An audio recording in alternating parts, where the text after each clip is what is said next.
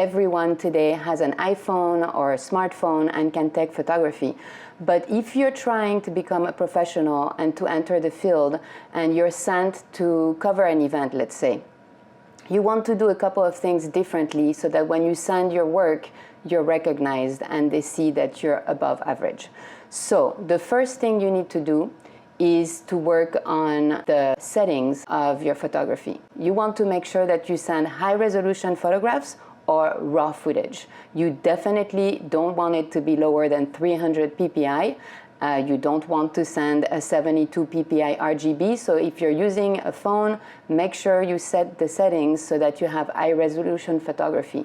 Because what happens is if you send a 72 ppi, they're not going to be able to use those photos for print material, flyers, posters, whatever they're hoping to do with it. So you need to make sure, first of all, you give quality product, and that's going to come in high resolution, and that's extremely important. You also probably want to send it in CMYK, but that's a less important issue depending on what they're looking to do. You want to have a conversation with the person that's sending you on that project to know exactly what they're intending those photographs for. The second tip is really going to be about the angle. When you go to an event, everyone around you is going to be taking photos, and they're all going to be great. They're all going to be decent quality depending on what they have. If you have a camera of an iPhone, it's really not going to matter very much. The way you want to set yourself aside is by taking different angles.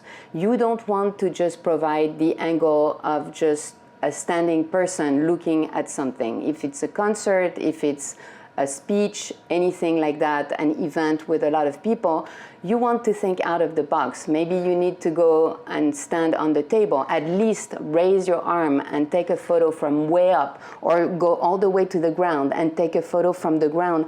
Maybe you want to take objects around you and make it, on the side of the picture, like maybe a flower on the side and a little bit of grass, and then the footage in the back with people walking, children doing gardening or something like that. You want to try to be creative and bring in something that's unique to you. You want to be different.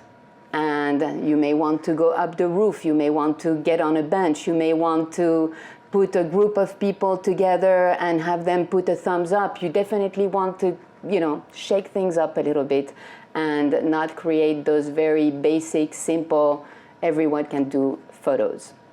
So that was tip number 2.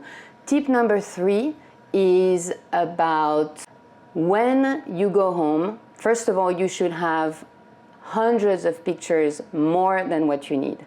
Do not limit yourself to just take a few pictures and be happy with it. If you're taking a portrait, take 20 of them. If you're taking a group photo, take 20 of them. It could be an issue with the photo being blurry. It could be an issue with someone not looking at you, eyes closed, wrong lighting. Anything could happen. So you really want to have a number of the same shot so you can pick the best one. So make sure you take a lot of photos, a lot of different angles, a lot of things out the box. And then please do not send all your footage to the person that hired you to do that job. That is the death of you. You need to go onto your photos and you need to clean them up. You need to pick the best ones. You need to delete the ones that are never to be shared with anyone. And you should also go to Photoshop and crop them, make sure that it's good composition, make sure that the lighting, the exposure, everything is the best you can be. You go to Photoshop, already you can press Command L. You can change the levels. Doing this will get you to change the levels of a picture, and that's not bad. But also something a lot better is to go to Filter and Camera Raw Filter, and then it opens all this stuff. So you can start by pressing on Auto, and you see it already changed a couple things, but then you want to crank the exposure, the contrast, the shadows, the whites, the blacks. You need to play with it and make sure you bring that photo to its best possible lighting. If you have the time, it depends also on the speed of your projects, but I would recommend that at least you pick 10 of the greatest photos and really take the time to make them top-notch, even if it's social media posts or anything else. From that point on, you're going to send the photos to the person that hired you and make sure that every single shot they look at is very good. And that will set you aside from the rest of the crowd. I gave those tips to some friends of mine and they really were really grateful, and it really helped them make a name for themselves as photographers.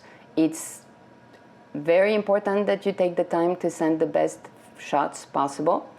You also want to make sure that you have the proper equipment. If you're going to a wedding or a very important ceremony, you cannot afford to have your equipment die on you. You can't have a camera with no batteries. So make sure you either get 2 of them or you just really take the time before you go on site to have proper batteries, proper equipment, make sure it's all functioning, working, ready to rock and roll. This is super important. I hope this video was helpful. If you're an aspiring photographer, shoot me an email, let me know what you've done. I'd love to look at your work. Have a beautiful day. I hope you will take a moment to leave me a message. Let me know how you're doing with your photographs, and I'll see you around on Katia's Buzz. Have a beautiful day. I hope you learned a thing or two in this video. See you soon. Bye-bye.